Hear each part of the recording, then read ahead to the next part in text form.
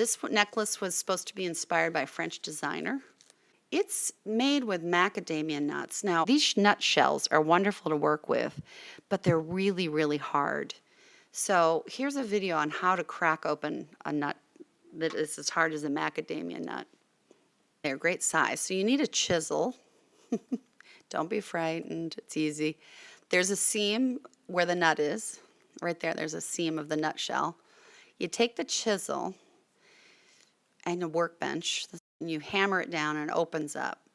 Make sure you wear safety glasses because, as I said, these pieces, they're hard.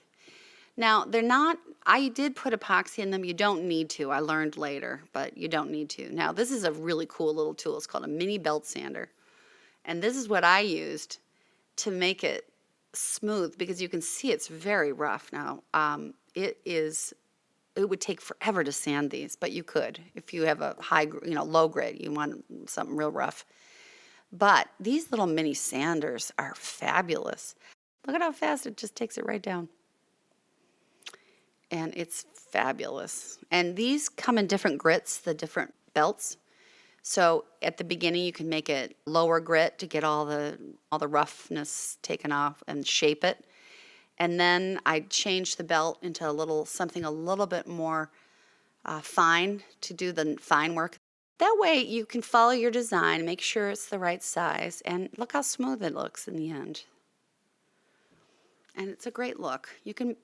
This is a new thing to do, is different effects with paint. A lot of people are getting into that, and I think it's a great idea.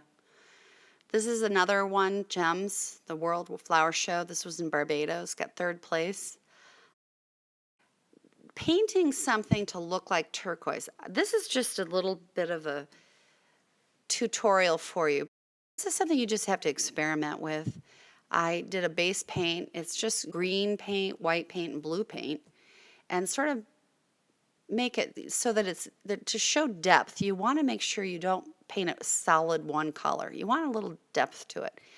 And then you take a thin brush. Now, for the sake of this tutorial, I'm using a big brush just so you can see, but you can imagine how fine the brush would be.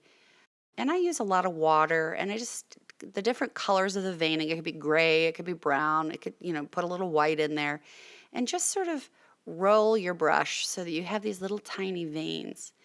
And if you don't like something, you just put water on top of it and wipe it off. It's nice. Acrylics are very forgiving. And then you can blot it so it's not so strong and outline it with white.